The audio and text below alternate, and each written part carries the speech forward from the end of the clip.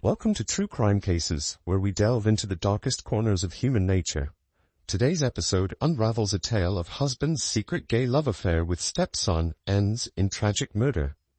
In the picturesque suburb of Oakwood Heights, nestled in the rolling hills, life seemed to move at a gentler pace. Manicured lawns, white picket fences, and friendly neighbors created an illusion of perfection that masked the dark secrets lurking behind closed doors.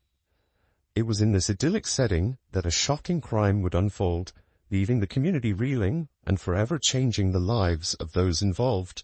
At the center of this tragic tale was the Callahan family. Robert Callahan, a 54-year-old prominent defense attorney, his wife of 7 years, Margaret Callahan, 49, a former elementary school teacher turned real estate agent, and Margaret's son from a previous marriage, 24-year-old Philip Porter. To the outside world, they appeared to be the perfect blended family, successful, attractive, and seemingly happy. Robert Callahan was a force to be reckoned with in the Kara legal community, standing at 6'1", with salt and pepper hair and piercing blue eyes. He commanded respect in and out of the courtroom. His charisma and sharp mind had made him one of the most sought-after defense attorneys in the state. Robert was known for his philanthropy, often taking on pro bono cases for those who couldn't afford legal representation. Margaret Callahan, with her warm smile and nurturing nature, was beloved by her neighbors and clients alike. Her honey-blonde hair and kind hazel eyes gave her a youthful appearance that belied her age. Margaret had seamlessly transitioned from teaching to real estate, using her natural ability to connect with people, become one of the top-selling agents in the area. She was active in the Oakwood Heights Women's Club and organized the annual charity gala that was the highlight of the local social calendar. Philip Porter, Margaret's son, had recently completed his master's degree in architecture from the University of North Carolina at Kara. He was tall and lean, with his mother's blonde hair and a quiet, intense demeanor that some found mysterious and others found unsettling. Philip had moved back home after graduation, working as an intern at a prestigious architectural firm in downtown Kara, while he saved money to start his own business. The Callahan home, a sprawling Georgian-style mansion at 1823 Magnolia Lane, was the crown jewel of Oakwood Heights. Its meticulously landscaped grounds and elegant facade were a testament to the family's success and status in the community. Little did the neighbors know that behind the perfectly polished exterior, a storm was brewing, one that would eventually erupt in a shocking act of violence that would leave the community of Oakwood Heights forever changed. On the morning of September 12, 2023, peace of Oakwood Heights was shattered by the sound of sirens. At 6:47 a.m., a frantic 911 call came in from Margaret Callahan. The dispatcher, veteran operator Lisa Jennings, struggled to understand Margaret's hysterical words as she screamed for help. Through sobs and gasps, Margaret managed to convey that she had found her husband, Robert, dead in their home gym. Within minutes, police cruisers and an ambulance raced towards the Callahan residence, their sirens piercing the early morning calm. Officer James Rodriguez, a seasoned member of the Kara-Mecklenburg Police Department, was the first to arrive on the scene. As he approached the imposing front door of the Callahan home, it swung open to reveal a distraught Margaret, her silk robes stained with what appeared to be blood. Officer Rodriguez entered the home, his hand instinctively resting on his holster. The opulent interior, with its marble floors and crystal chandeliers, stood in stark contrast to the palpable tension in the air. Margaret, barely able to speak, pointed towards the back of the house where the home gym was located. As Officer Rodriguez made his way through the house, he was joined by his partner, Officer Sarah Chen. Together, they approached the gym, the smell of copper growing stronger with each step. They pushed open the door to reveal a scene that would haunt them for years to come. Robert Callahan lay face down on a weight bench, barbell crushing his throat. The room was in disarray, with equipment scattered about and blood spatter on the walls and floor. It was clear that this was no accident. Robert Callahan had been murdered. As more officers arrived, including Detective Michael Hawkins, the lead investigator assigned to the case, the Callahan home was quickly cordoned off. Crime scene technicians in white suits began the meticulous process of collecting evidence, photographing the scene, and searching for clues. Detective Hawkins, a burly man with a gruff exterior that belied a keen mind, began his initial assessment. The brutality of the attack suggested a crime of passion, but he knew better than to jump to conclusions. As he surveyed the scene, he couldn't shake the feeling that something about this crime didn't add up. As the morning wore on, neighbors began to gather outside the police tape, whispering and speculating about what could have happened in the seemingly perfect Callahan home. The news spread quickly through Oakwood Heights, and soon local reporters were on the scene, hungry for details about the shocking murder in their midst. Margaret Callahan, still in her blood-stained robe, was escorted to a waiting ambulance to be checked for shock. Her son Philip arrived shortly after, his face a mask of confusion and grief, as he rushed to his mother's side. Detective Hawkins watched their interaction closely, noting the way Philip's hands clenched and unclenched as he comforted Margaret. As the investigation began in earnest, Detective Hawkins and his team started the process of interviewing family members, friends, and neighbors. They soon discovered that beneath the Callahans' perfect facade lay a web of secrets and lies that would shock even the most jaded investigator. Margaret, once she had calmed enough to speak coherently, painted a picture of a happy marriage and a loving family. She claimed to have no idea who could have wanted to harm Robert, insisting that he had no enemies. However, as Detective Hawkins pressed further, inconsistencies began to emerge in Margaret's case. It came to light that Robert and Margaret's marriage had been strained in recent months. Robert had been spending more and more time at the office, often not returning home until late at night. Margaret admitted to suspecting an affair, but claimed she had no proof. Philip had interviewed separately, corroborated his mother's account of Robert's frequent absences. He spoke of tension in the home and arguments behind closed doors. However, Detective Hawkins couldn't shake the feeling that Philip was holding something back. The young man's responses were carefully measured, his eyes never quite meeting the detective's gaze. As the investigation continued, Detective Hawkins and his team delved deeper into Robert Callahan's life. They discovered that despite his outward success, Robert's law practice was facing some financial difficulty.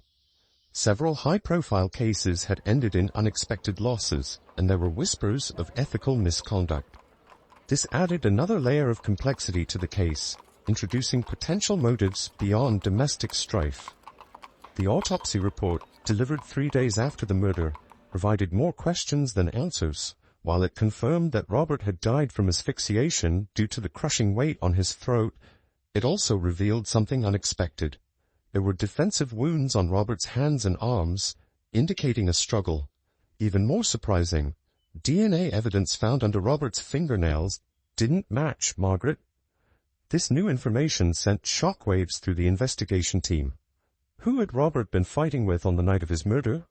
And could this person be the killer? As Detective Hawkins and his team dug deeper, they uncovered a trail of secret bank transactions and mysterious phone calls. Robert had been making large cash withdrawals and frequent calls to an unlisted number. When they finally traced the number, it led them to a young man named Jason Martinez, 26-year-old personal trainer at an exclusive gym in downtown Canada. Jason, when brought in for questioning, was visibly nervous. Under intense interrogation, he finally broke down and admitted to having an affair with Robert Callahan. The revelation of Robert's secret gay relationship stunned the investigators and added a new dimension to the case. As news of Robert's secret life began to leak out, the community of Oakwood Heights was thrown into turmoil. Friends and associates of the Callahans struggled to reconcile the Robert they thought they knew with this new information. The scandal overshadowed the murder investigation in the local media, with salacious details dominating the headline. Amidst the chaos, Detective Hawkins remained focused on solving the crime. He knew that the key to cracking the case lay in the complex web of relationships within the Callahan household. As he reviewed the evidence and witness statements, a disturbing pattern began to emerge. Philip Porter, Margaret's son, had been notably absent from the house on the night of the murder. His initial alibi, that he had been working late at the architectural firm, fell apart when security footage showed him leaving the office hours before he claimed. When confronted with this information, Philip's carefully constructed facade began to crumble. In a shocking twist, Philip broke down during questioning and revealed a truth that would shake the foundation of the case. He admitted to having been in a secret relationship, his stepfather, Robert, over 2 years. The revelation of this taboo affair sent shockwaves through the investigation team and added a new layer of complexity to an already twisted case. Philip's confession painted a picture of a conflicted young man, torn between his feelings for Robert and his loyalty to his mother.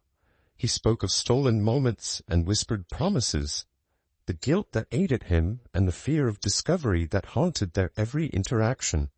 As Philip's case unfolded, it became clear that the relationship between him and Robert had begun to sour in recent months. Robert, fearful of the potential scandal if their affair was discovered, started pulling away. He had begun the relationship with Jason Martinez as a way to distance himself from Philip, a decision that had left Philip feeling betrayed and angry. The night of the murder, Philip claimed he had confronted Robert in the home gym.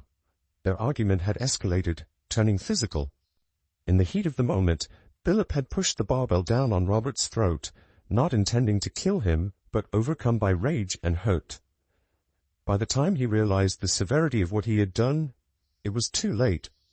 As the pieces of the puzzle began to fall into place, Detective Hawkins realized that they were dealing with a crime far more complicated than initially thought. The murder of Robert Callahan wasn't just about infidelity or financial trouble. It was a tangled web of forbidden love, jealousy, and family secrets. The investigation took on a new urgency as Detective Hawkins and his team raced to uncover the full truth.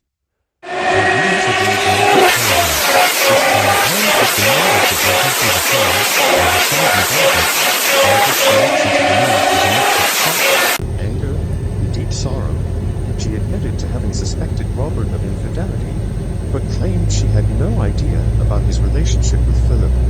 As the days turned into weeks, the pressure on the investigation team mounted. The community of Oakwood Heights demanded answers, and the media circus surrounding the case grew increasingly frenzied.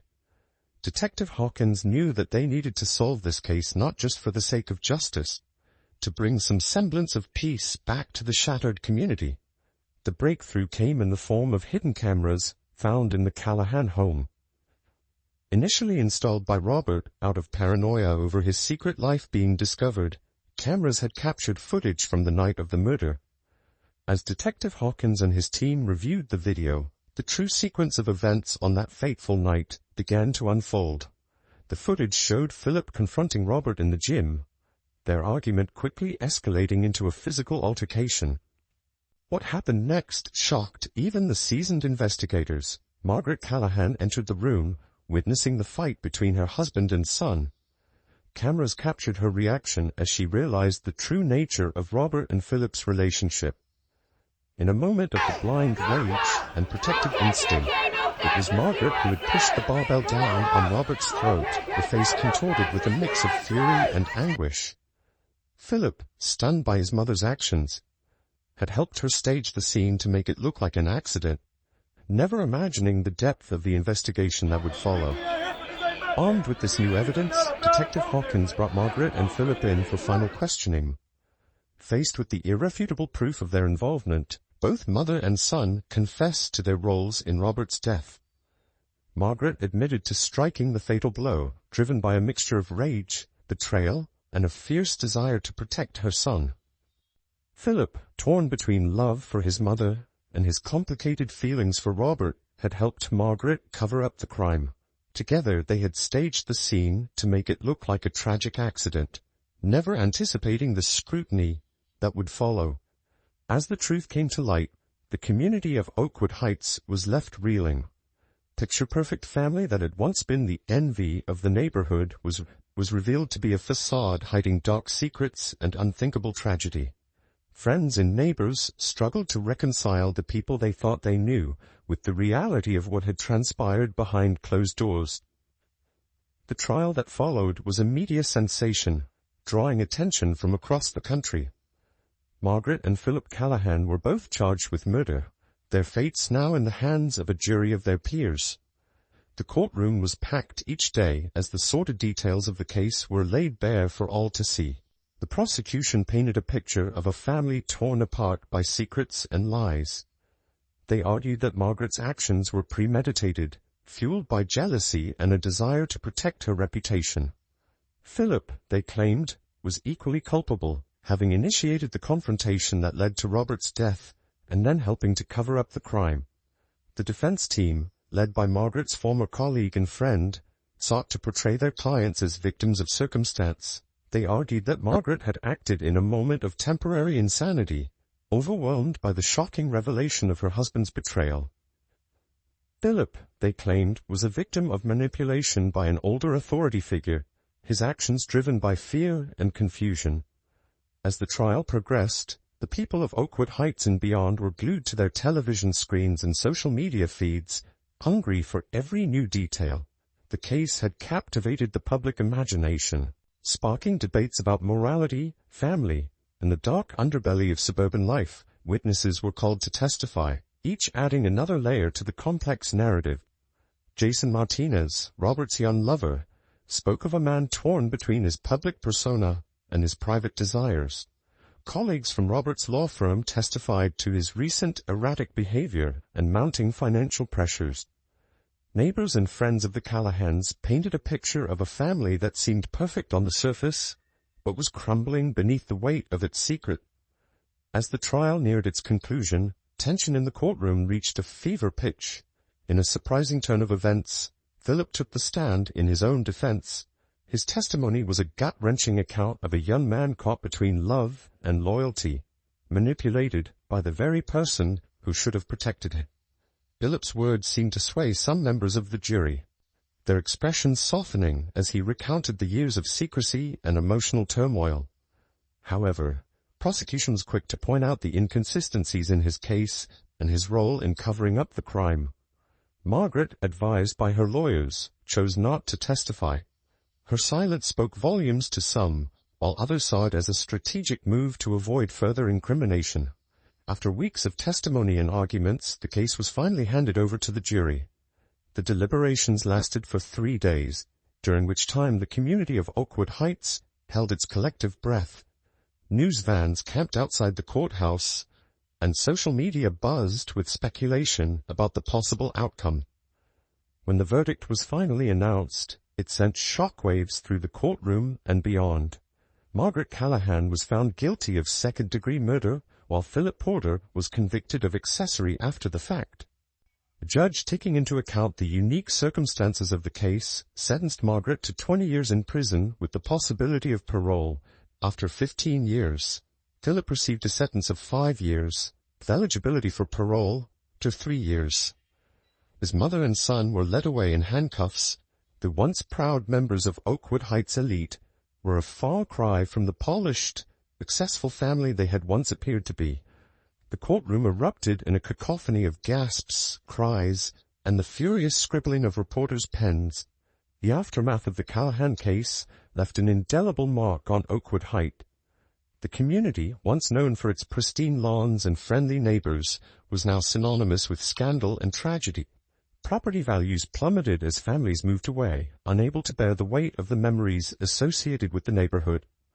The Callahan home at 1823 Magnolia Lane, once the jewel of the community, stood empty and neglected. Curious onlookers and true crime enthusiasts would drive by, hoping to catch a glimpse of the place where such a shocking crime had occurred. Eventually, the house was used by a developer who planned to tear it down and build several smaller homes on the large lot. For Detective Michael Hawkins, the case was both a career-defining moment and a sobering reminder, the darkness that can lurk behind even the most perfect facades. He would go on to write a book about the investigation, offering a glimpse into the complex web of lies and betrayal that had led to Robert Callahan's death. As the years passed, the case of the Callahan murder became something of a local legend in Cara. True crime enthusiasts and curious tourists would drive by the now demolished lot where 1823 Magnolia Lane once stood, trying to imagine the events that had unfolded there. But for those who had lived through it, the neighbors, the first responders, and the investigators, the case was a stark reminder of the fragility of appearances and the devastating consequences of secrets kept too long. The perfect family in the perfect house had been anything but, and in the end, their case had become a cautionary tale of the dangers that can hide behind closed doors in even the most seemingly idyllic communities. 5 years after the trial, Oakwood Heights was slowly beginning to rebuild its reputation. New families had moved in, attracted by the now affordable real estate prices and the determination of long-time residents to reclaim their community's good name. The annual charity gala, once Margaret Callahan's crowning achievement, had been revived under new leadership, this time with a focus on supporting victims of domestic violence and promoting mental health awareness. Meanwhile, in the North Carolina Correctional Institution for Women, Margaret Callahan was serving her sentence. The once vibrant real estate agent had aged considerably in her time behind bars, her honey blonde hair now streaked with gray. She rarely received visitors, having cut ties with most of her former friends and associates. Her days were spent in quiet reflection, working in the prison library, and attending therapy sessions where she grappled with the choices that had led her to this point. Philip Porter, having served his 5-year sentence, was released on parole. He emerged from prison a changed man, the weight of his actions etched deeply into his features. Unable to return to Oakwood Heights and unwilling to remain in Cara where his notoriety followed him, Philip moved across the country to Seattle. There, he found work as a draftsman at a small architectural firm, slowly rebuilding his life away from the shadows of his past. The ripple effects of the Callahan case extended far beyond the immediate family and community. The revelation of Robert's secret life and the tragic way it ended sparked conversations about the pressures of conformity in upper-middle-class suburbs and the dangers of living a double life. LGBTQ+ advocacy groups used the case as a platform to discuss the importance of acceptance and the potential consequences forcing individuals to hide their true selves. Mental health professionals pointed to the tragedy as an example of the devastating impact of long-term emotional suppression and the importance of seeking help when dealing with complex family dynamics. The legal community, too, was forced to confront some uncomfortable truths. Robert Callahan's ethical misconduct, hinted at during the investigation but never fully explored, led to a review of several of his past cases. Some convictions were overturned, while others were subjected to new scrutiny. The North Carolina Bar Association implemented stricter oversight measures in response, hoping to prevent similar situations in the future. Jason Martinez, Robert's young lover, struggled with guilt and public scrutiny in the aftermath of the trial. His testimony had been crucial in establishing the timeline of events, but it had also exposed him to harsh judgment and unwanted attention. Eventually, Jason left Cara, changing his name and starting a new life in Florida, where he opened a small personal training studio. Back in Oakwood Heights, community continued its slow healing process. The tragedy had shattered the illusion of perfection that had once defined the neighborhood, but in its place grew a more authentic, supportive community. Neighbors who had once competed to have the most manicured lawns now worked together on community projects, including a memorial garden dedicated to victims of domestic violence. The Oakwood Heights Women's Club, once a bastion of social status and superficiality, reinvented itself as a support network for families in crisis. They partnered with local mental health organizations to provide resources and education, hoping to prevent future tragedies by encouraging open communication and early intervention. Detective Hawkins, now retired from the force, often reflected on the Callahan case. It had been the most challenging and impactful investigation of his career, one that had forced him to confront his own biases and assumptions about the nature of family and the facades people construct. In his book, titled Behind Closed Doors, The Tragic Secret of Oakwood Heights, Hawkins delved into the complexities of the case. He explored the societal pressures that had contributed to the tragedy, the investigative process that led to the truth, and the lessons that could be learned from the Callahan family's downfall. The book became a bestseller, not just in Cara but across the country. It sparked important conversations about the nature of truth, the weight of secrets, and the potential for darkness in even the most seemingly perfect lives. Hawkins found himself invited to speak at law enforcement conferences, universities, and community events, sharing the insights he had gained from the case. One chapter of the book focused on the impact of the case on the children of Oakwood Heights. Many of the teenagers who had known the Callahans, including their children's friends and classmates, struggled with trust issues and disillusionment in the wake of the tragedy. Some required therapy to process the shock of discovering that adults they had looked up to were capable of such deceit and violence. Eri Thompson, a child psychologist who worked with several Oakwood Heights families in the aftermath of the murder, noted a significant increase in anxiety and depression among the community's youth. These kids had their sense of safety and their understanding of the world shattered, she explained in an interview. They were forced to confront the idea that people they thought they knew could be hiding dark secrets. It's a heavy burden for young minds to bear. The case also had a profound impact on the local media landscape. Bearer's news outlets, which had initially sensationalized the case, faced criticism for their handling of ACE. This led to a period of self-reflection in the industry, with many outlets implementing new guidelines for reporting on sensitive cases and mental health issues. Sarah Chen, the young reporter who had covered the Callahan case for the Kara Observer, went on to specialize in investigative journalism, focusing on domestic violence and family dynamics. Her work, inspired by the complexities she witnessed in the Callahan case, would go on to win several awards and contribute to changes in local policies regarding domestic violence intervention. As the 10th anniversary of Robert Callahan's death approached, the city of Kara and the community of Oakwood Heights grappled with how to acknowledge the date. Some argued for letting the past rest, while others felt it was important to use the occasion as an opportunity for reflection and education. In the end, a small, somber ceremony was held in the Memorial Garden. Community leaders, mental health advocates, and even some former residents who had moved away returned to pay their respect. The event was not so much a remembrance of Robert Callahan as it was a commitment to fostering a more open, supportive community where such a tragedy would be less likely to occur. Philip Porter, now in his mid-30s, watched news coverage of the ceremony from his apartment in Seattle. The years had been kind to him in some ways. He had found some measure of peace and purpose in his new life. Yet the weight of his past never fully left him. He had never returned to Kara, never visited his mother in prison. The wounds were still too deep, the memories too painful.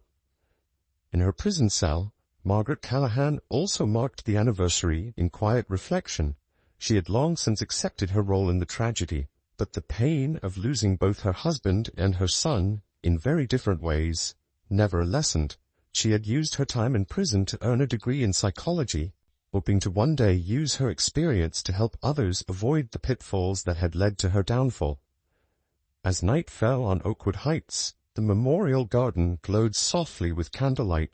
The community that had once prided itself on its perfection had learned hard lessons about the value of authenticity, compassion, and forgiveness. The tragedy of the Callahan family would forever be a part of its history, but it no longer defined its future. The case of Oakwood Heights and the Callahan family served as a powerful reminder that beneath the veneer of perfection, every community, every family, and every individual carries complexities and struggles. It underscored the importance of empathy, understanding, and the courage to be authentic in a world that often values appearances over truth. As Detective Hawkins wrote in the concluding chapter of his book, the tragedy of the Callahans was not just in the loss of life, but in the years of silent suffering that preceded it. If there's one lesson to be learned, it's that our strength as a community lies not in our ability to appear perfect, but in our willingness to acknowledge our imperfections and support each other through them. The case of the Callahan family and the transformation of Oakwood Heights would be studied for years to come by law enforcement professionals, psychologists, sociologists, and students of human nature. It stood as a testament to the complexity of human relationships, the weight of societal expectations, and the potential for both great darkness and remarkable resilience within every community. And so, life in Oakwood Heights continued. Perfectly manicured lawns and white picket fences remained, but behind them lived people who had learned to value substance over style, authenticity over appearance. The ghosts of the past would always linger, but they no longer held power over the present. Instead, they served as a constant reminder of the importance of compassion, understanding, and the courage to live truthfully, even when the truth is difficult to face. As the lights in the homes of Oakwood Heights dimmed on that anniversary night, there was a sense of a chapter closing. The community had been through the darkest of times and had emerged, not unscathed, but undeniably stronger. The tragedy that had once threatened to tear them apart had, in the end, brought them closer together, creating a bond forged in shared pain and mutual support. The case of the Callahans in Oakwood Heights would continue to be told, cautionary tale and a beacon of hope, reminding all who heard it that even in the darkest of times, there is potential for growth, healing, and redemption. Thank you for following this chilling true crime case from Oakwood Heights. We hope this tale of tragedy, secrets, and suburban darkness has captivated your interest and sparked reflection on the complexities that can lie beneath seemingly perfect facades. Remember, behind every closed door there may be hidden struggles we know nothing about. Let this be a reminder to approach others with empathy and understanding. We appreciate you tuning in to hear the shocking details of the Callahan family's downfall. Please join us again for more gripping true crime stories that expose the dark underbelly of society. Until next time, stay safe and vigilant.